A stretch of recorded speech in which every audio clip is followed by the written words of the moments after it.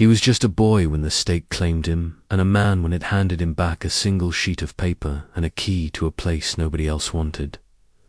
They said he'd inherited nothing more than a useless cave, but what he would uncover there would reshape the meaning of home, of family, and of what a legacy truly weighs. If you've ever felt like you were beginning again with nothing but the clothes on your back and a story no one cared to listen to, I need you to hit that subscribe button. This is a space for stories like that for people like us. Let's get into it. The day I turned 18 was the day I stopped being a responsibility for the state of Oregon. There wasn't a cake or candles. No congratulations beyond procedure. Just a cardboard box holding 2 pairs of jeans, a few worn t-shirts, my birth certificate, and a social security card that felt counterfeit in my fingers for 12 years. I had been a ward, a case number, a file tucked into metal cabinets in offices that smelled of bleach and burnt coffee, a temporary placement that stretched into a childhood, and then, with the scrape of a pen across paperwork I wasn't allowed. To read, I was released. It didn't feel like freedom. It felt like being shoved out of a moving car and told to find my balance before the road tore me apart. Ms. Albright, my caseworker for the last 2 years, managed the discharge.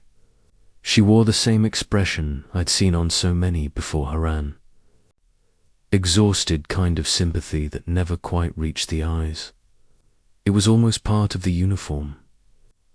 She sat across from me in her beige office, the fluorescent lights buzzing overhead, the air thick with disinfectant and old coffee grounds. A stack of forms rested between us, thin paper pretending to be a wall between everything I had been and everything I was supposed to become.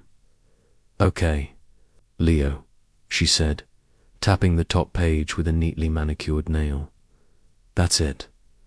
You're officially an adult. Congratulations, I suppose." Her attempt at humor was brittle enough to snap. I nodded once, keeping my hands locked together in my lap so she wouldn't see them tremble. Everything I owned sat in that box by my boots. It didn't feel like enough to construct a future from. "Now," she continued, sliding a thick manila envelope across the desk, "we need to talk about your inheritance." I blinked at her. The words sounded misplaced, like it belonged in someone else's life. "My what?" "Your inheritance," she repeated carefully. "From your grandfather, Arthur Vance. It's been held in trust by the state since his death." She flipped through the stack. "That was 11 years ago. Because you were a minor with no legal guardian, it defaulted to state management until you reached adulthood." Grandfather. The word echoed somewhere distant. A memory half buried under years of placements and paperwork. I could almost see him aligned, gentle face. The scent of sawdust and pipe tobacco clinging to his flannel shirts. Hands broad and capable, able to fix anything that broke. He had tried to keep me after my parents died. I remembered that much. But the state had a checklist. He was too old, his income too small, the house too remote. Boxes left unticked meant I was removed. After that, silence. I'd assumed he'd forgotten me or that he'd died with nothing at all. He left me something.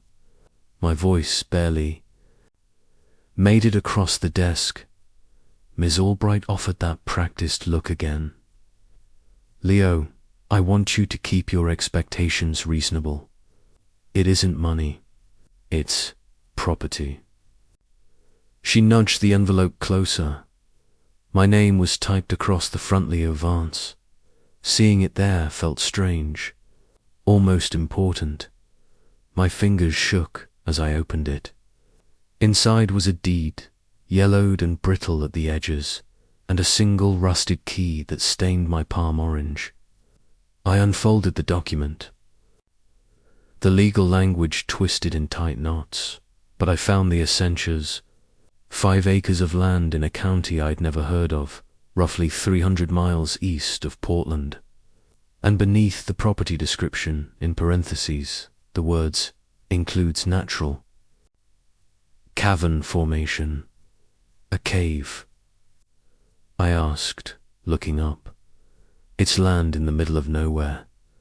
Ms. Albright replied gently, as if bracing me for disappointment. The county values it at almost nothing. It's mostly rock, no good for farming. No potential for development. There's an old hunting cabin on site, likely condemned by now. And the cave. It's just a hole in the ground. We had it appraised according to protocol. It's worthless. Worthless. The word lingered in the room, heavy and absolute. A worthless stretch of rock. A hole in the earth.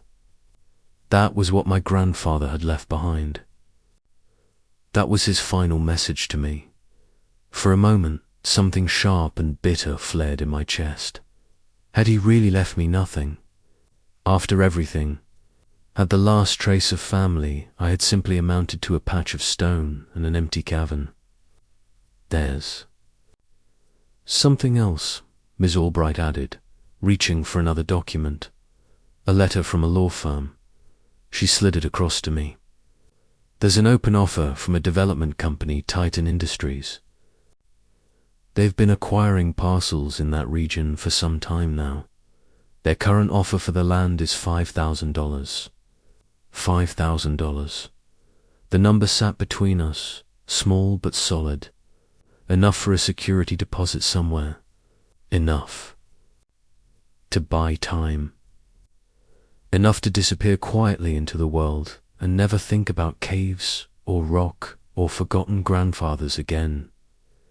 She looked at me, her eyes trying to convey the gravity of the suggestion. Leah, my advice, as your former caseworker and just as a person, is to take the money. It's not much, but it would be a start. Enough for a deposit in an apartment, some food, a chance to get on your feet. $5,000. It sounded like $1 million. It was more money than I'd ever held in my life. It was a bus ticket to anywhere else. It was a clean break. It was the smart choice. The logical choice. Sell the worthless land, take the cash, and never look back. Forget the ghost of a grandfather who'd left me a hole in the ground. They want to buy it. I asked the question, feeling stupid as soon as it left my lips. If it's worthless, why doth he want it? Ms. Albright sighed, the sound of 1,000 frustrated variants. Developers, Leo, they buy up cheap, unwanted land and sit on it for decades, hoping it becomes valuable. Or maybe they want it for mineral rights or access to other parcels. Who knows? The point is, they're offering you a way out, a fresh start. I looked down at the key in my palm. It was old. Ornate, fecund of key you see in fairy tales. It felt heavy, impossibly so. It was a key to a place I'd never seen. A place that was mine. A worthless place. A forgotten place. Just like me. Something inside me, a stubborn, foolish flicker, after defiance, refused to let go. For 12 years, other people had made decisions for me. They decided where I lived, what I ate, who I was. They decided my grandfather wasn't good enough. They decided this land was worthless. Now, for the first time, the decision was mine. I want to see it, I said, stewards, surprising me as much as they did her. Miss Albright's carefully constructed. Patience finally cracked. Leo, be realistic. It's a 300-mile bus ride to the nearest town, and then you'd have to find a way to get out to the property. There's no electricity, no running water. What are you going to do? Camp out in a cave? You have nothing. I have a deed, I said, my voice firmer now, and a key. She stared at me for a long moment, and I saw a flicker of something other than pity in her eyes. Maybe it was frustration. Maybe it was a sliver of respect. She slumped back in her chair, defeated. Okay, she said, rubbing her temples. Okay, Leah, it's your life, your decision. She slid a bus voucher and a small envelope across the desk. This is your discharge stipend, $200. It's meant to last you until you find a job. Don't spend it all on the trip. I stood up, stuffing the deed, the key, and the money into my pocket. I picked up my cardboard box. It felt a little heavier now. The office, which had been the backdrop for the final chapter of my institutional life, suddenly seemed small and suffocating. Thank you, Miss Albright, I said, few words tasting like ash. Thank you for what? For processing my paperwork, for telling me my inheritance was worthless. She just nodded. Good luck, Leo. Try to make good choices. I walked out of that office, down the long sterile hallway of the Department of Family Services, and out into the grey Portland drizzle. The door clicked shut behind me, a sound of finality. I was 18. I was an adult. I was homeless, jobless, and my only worldly possession was a box of clothes and a deed to a worthless cave. And I was heading toward it with no idea I just knew that I had to. I had to see the last piece of my grandfather, even if it was just a hole in the ground. I had to know for myself if that was all he thought I was worth. The bus ride was a long, slow bleed from one world into another. The city, with its concrete and its noise and its perpetual grey haze, gradually gave way to sprawling suburbs, then to farmland, and finally to the vast empty expanse of eastern Oregon.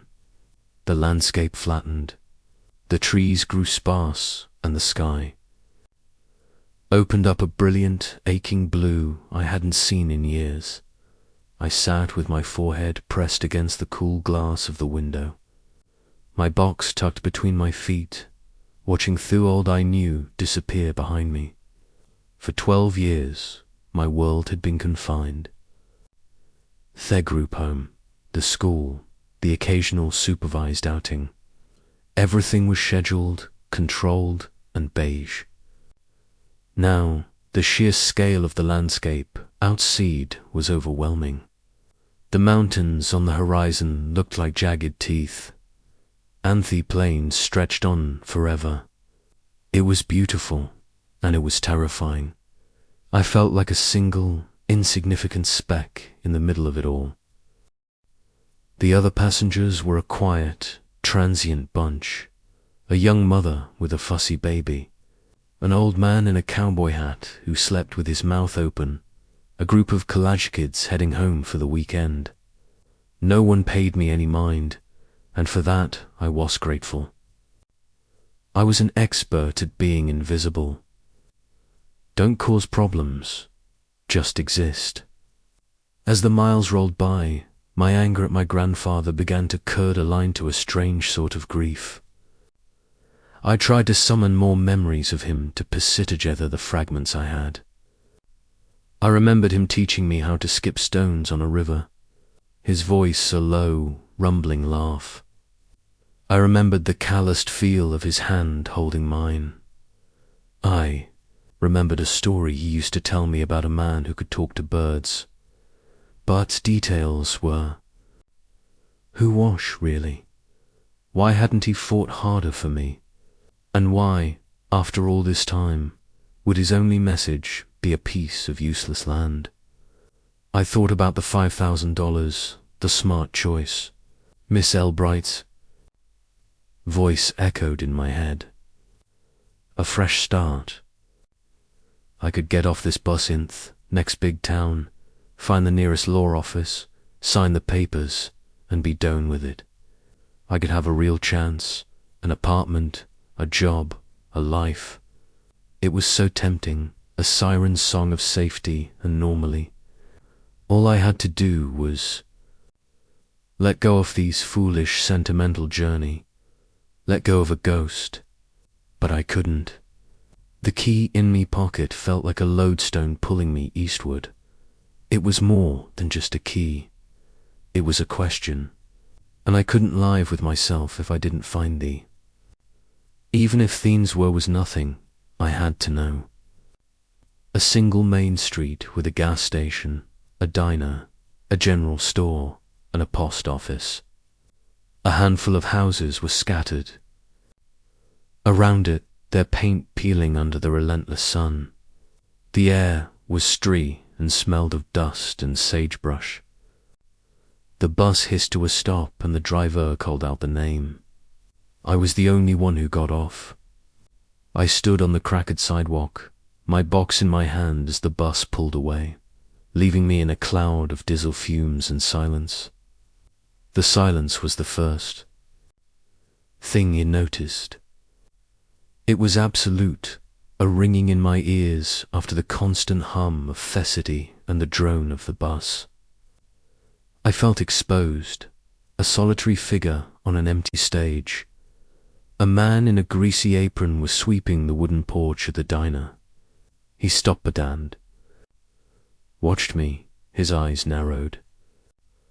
I probably looked like what I was, astray, out of place, and lost. I took a deep breath and walked toward him.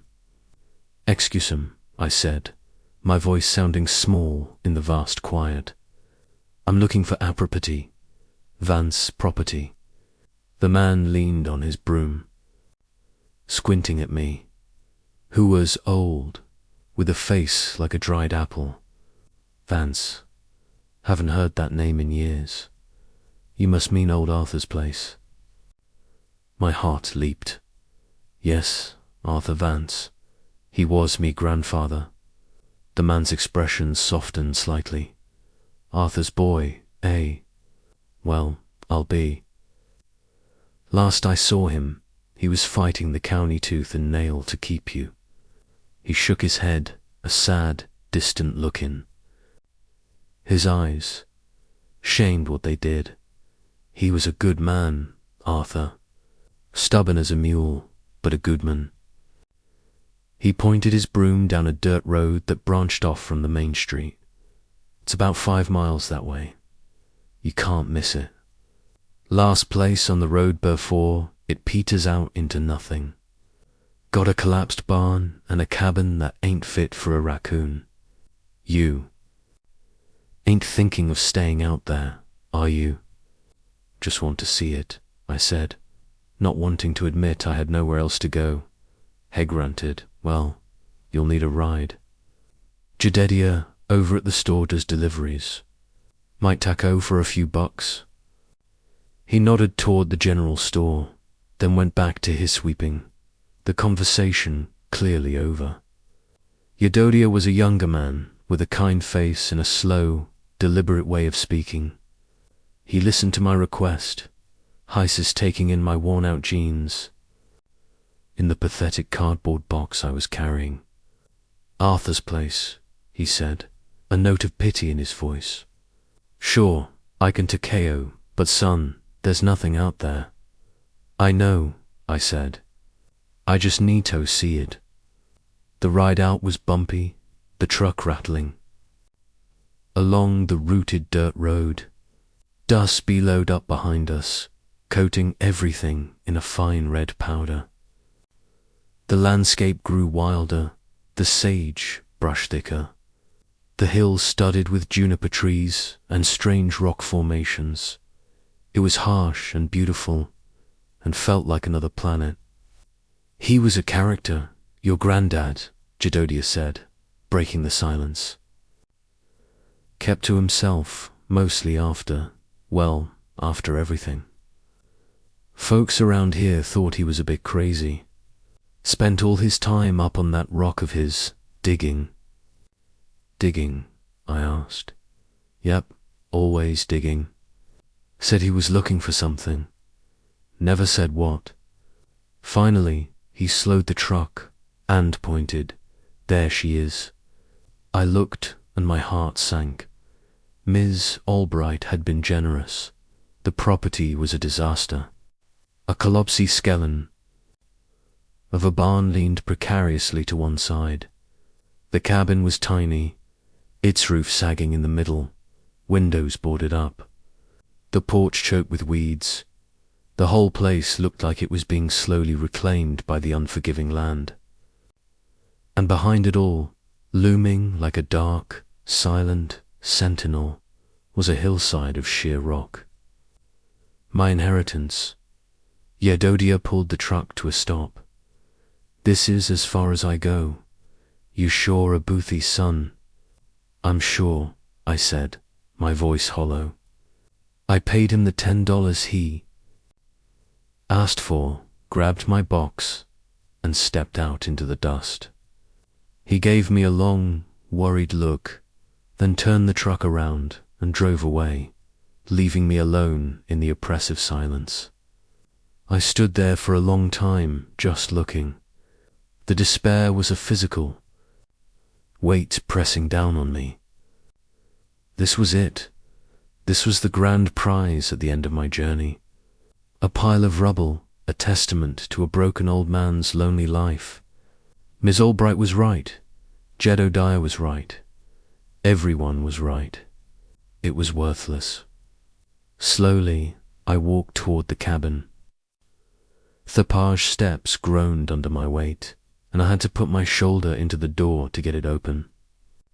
The inside was even worse. It was one small room, thick with the smell of dust, damp, and decay. A bracken table, a single chair, and a cot with a rotting mattress were the only furniture. Everything was covered in a thick layer of grime and cobwebs. It was a tomb. I dropped my box on the floor, the sound echoing in the small space. A wave of hopelessness washed over me so powerful it made my niece wake. I had been a fool. I had chased a ghost across the state, spent nearly half my money, all for this, for nothing. I sank onto the filthy floor, buried my face in my hands, and for the first time since I was a little boy, being pulled away from my grandfather's arms. I cried. I cried for the life I'd lost, for the man I barely knew, and for the utter, crushing loneliness of my future. After a while, the tears stopped. I was left with a hollow, aching emptiness. The sun was beginning to set, casting long, eerie shadows across the floor. I knew I couldn't stay in the cabin. It felt unsafe, haunted by neglect. I had to see the rest. Of it, I had to see Thakov. I got up, my body stiff and sore, and went back outside. I walked past the cabin, my feet crunching on the dry, grally soil, and headed toward the rock face. The entrance was not hard to find. It was a dark, jagged slash in the stone, partially hidden by an overgrown juniper bush. It was smaller than I'd imagined. Not a grand cavern, but a narrow opening, a black mouth leading into Theath. A cold draught flowed out of it, carrying a scent of damp stone and deep ancient cold. It was intimidating. I hesitated, my heart pounding in my chest. What was I doing? This was insane. There could be anything in there. Animals, the sheer drop. Nothing. But I had come this far. I had to see it through. I took the small flashlight I'd bought at the general store out of my pocket. Its beam, a weak, trembling spear of light against the encroaching darkness. I took a deep breath, pushed aside the branches, and stepped out of the world and into the cave. The air was immediately colder, the silence deeper. The narrow entrance opened up quickly into a larger chamber, the ceiling high above my head, lost in the shadows beyond my flashlight's beam. The ground was smooth, worn down by centuries of water that no longer flowed. The walls were slick with moisture, glistening in the light. It was beautiful in a stark, intimidating way. It was a cathedral of stone and silence. I walked deeper, my footsteps sough unnervingly. The chamber narrowed again into a smaller passage. I followed it, my light dancing over the rock walls. And then I saw it. In a small alcove, tucked away as if to protect it, was a wooden chest. It wasn't an ancient treasure-filled thing from a pirate movie. It was a simple, sturdy footlocker, the kind soldiers use, with a heavy-duty padlock on the front. And sitting on top of it was a small, flat metal box, a biscuit tin. My breath hitched. My hands were shaking so badly I could barely hold the flashlight steady. This was it. This was what Hellas digging for. Or maybe what he was digging to hide. I knelt down. My light focused on the tin. It wasn't locked. Inside, nestled on a bed of yellowed cotton, was a key. It was knotled and rusted like the one to the cabin. This one was newer brass, and it looked like it would fit the padlock on the chest. And underneath, the key was a single folded envelope. My name, Leo, was written on the front in a shaky but clear hand. My heart felt like it was going to beat out of my chest. This was a message left just for me. I carefully picked up the envelope, my fingers tracing the letters off my name. I opened it. Inside were 2 pages filled with that same handwriting. Angled the flashlight onto the paper and began to read. And for that I am more sorry than you will ever know. Second, it means you have come back. You found this place. You didn't listen to them when they told you it was worthless. You had the heart of an explorer, even as a little boy. I knew you would. That stubborn Vance blood. I know you must have questions. I know you must be angry. You have every right, Tobe. They told you I gave you up, didn't they? That I wasn't fit, that I let you go. It's a lie, Leo. It's the one lie I have had to live with all these years, and it has eaten me alive. I never gave you up. They took you, and I have spent every day since trying to make a way for you to come home. The words blurred through my tears. I had to stop and wipe my eyes, my whole body trembling with the force of my emotions. He hadn't. The simple, powerful truth of it hit me like a physical blow. He hadn't let me go. I took a ragged breath and continued dreading. When your parents died, I was all you had, and you were all I had. Booty was an old man with a bad pension and a house the counter said was falling down. They said I couldn't provide for you. They were going to put you in the system, send you bouncing from house to house. I couldn't let that happen. I begged them. I fought them. But they had the law on their side. So I made a deal with the devil, a man from the state, a cold man in a cheap suit. He said, if isn't over my parental rights, voluntarily, they would ensure you were placed in a stable. Long-term group home until you were 18. He said it was the only way to keep you from getting lost in the foster system. He said, if I fought them and lest, they would make sure I never saw you again. He promised me you would be safe. It was a choice between losing you a little and losing you completely. So I signed. It was the hardest thing I have ever done. I chose to let you think I had abandoned you so that you might have a chance at a stable life. I hope someday you can. Forgive me for that. I had to stop again, a sob escaping my throat, echoing in the silent cave. Forgiveness. There was nothing to forgive in that moment. All the bitterness, all the years of feeling unwanted, it all just evaporated, replaced by a profound, aching love for this man I barely remembered. He had sacrificed his own heart to protect me. He had chosen my safety over his own reputation in my eyes. The letter continued, but I never gave up on you, son. I knew you would be a man at 18 and you would be free. And so I started working. This land, this worthless rock, was all I had. But I knew its secret. A secret my father told him, and his father told him. This isn't just a cave, Leo. It's the entrance to a system. And deep inside there's something valuable.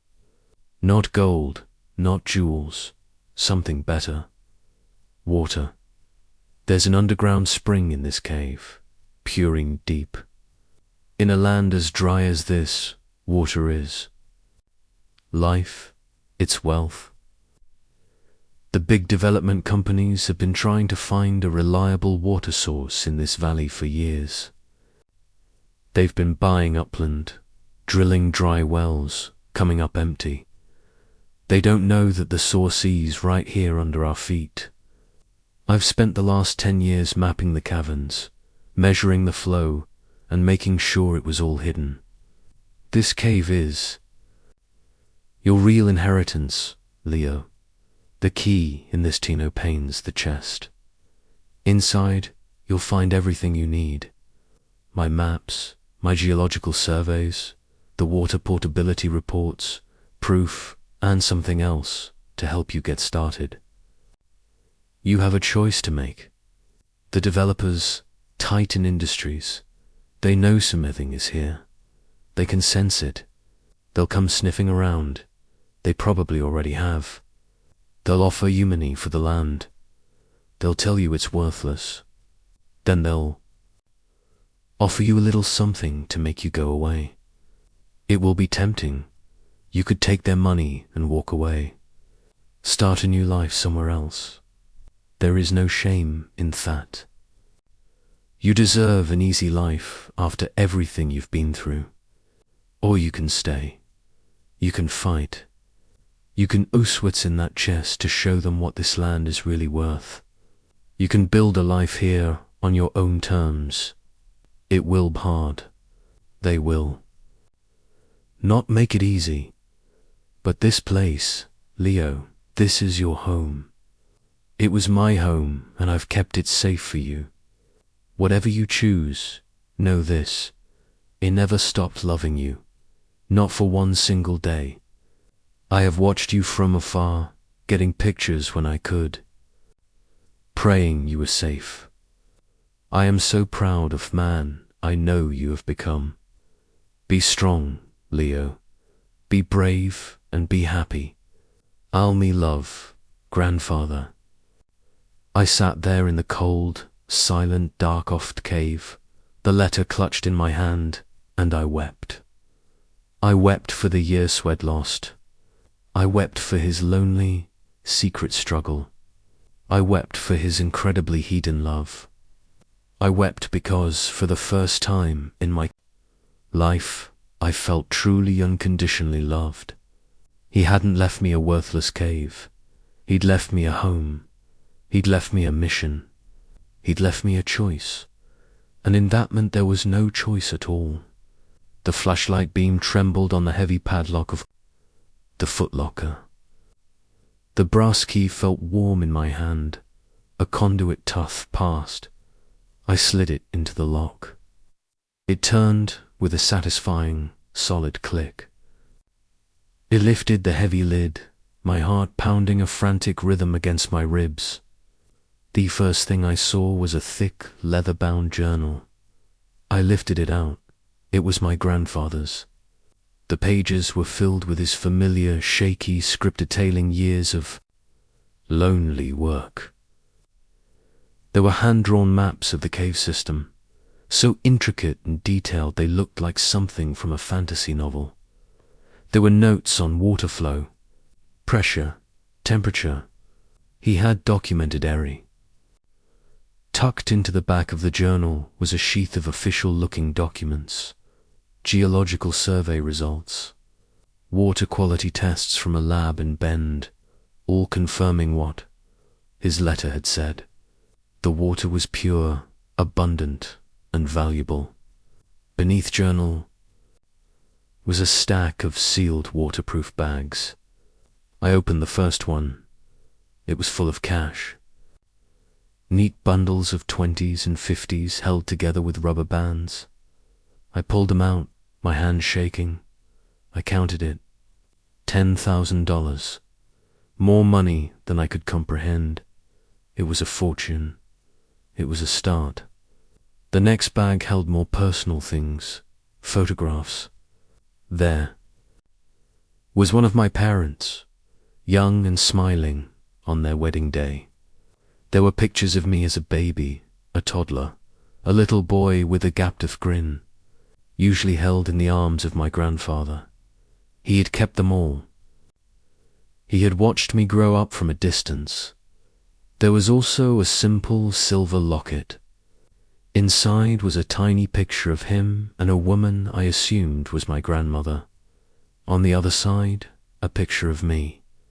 Fictional bag contained a single thick envelope addressed to a law firm in the nearest big city.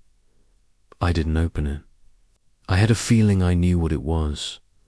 It was his ammunition, his legacy, his final move in a game he'd been playing for over a decade.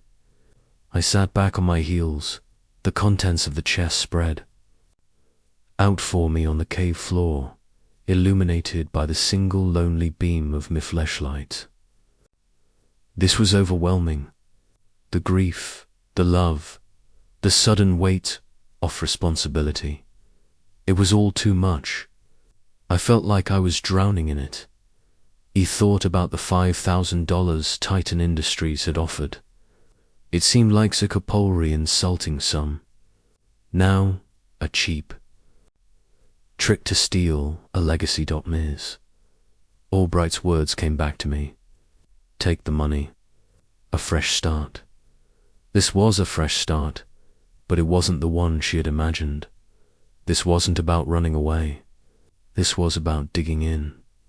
My phone, a cheap burner I bought, with me stipend, had a single bar of service at the mouth of the cave. I found the later from the developers that Ms. Albright had given me. There was a name and a number at the bottom. Mr. Davies. I dialed before I could lose my nerve. It rang twice, then a slick, professional voice answered. Davies.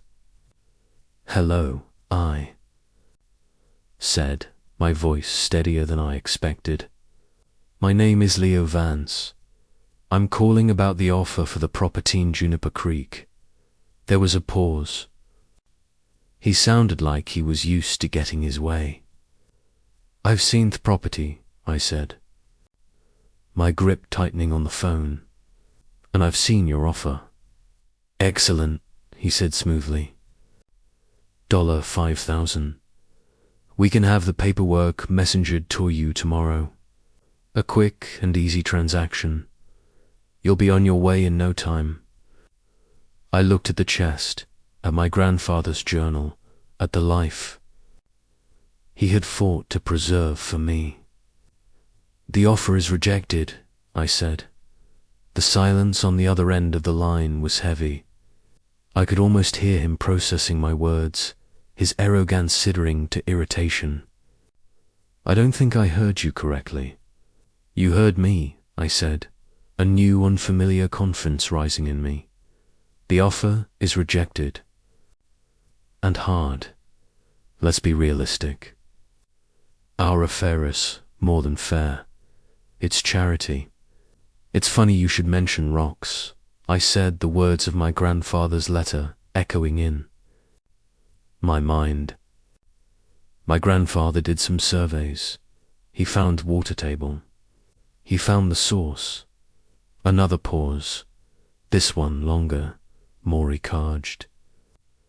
That's why they were so persistent. That's a ridiculous bluff, son. He finally spat. But the confidence was gone from his voice. It was replaced by a raw, angry edge. You have no idea what you're talking about. I have his maps, I said calmly. His geologic reports, his water portability tests. I have everything. This whole journey from that grey office in Portland to this porch taught method home isn't just a building. It's a feeling of belonging. It's a connection to a past and a belief in a future.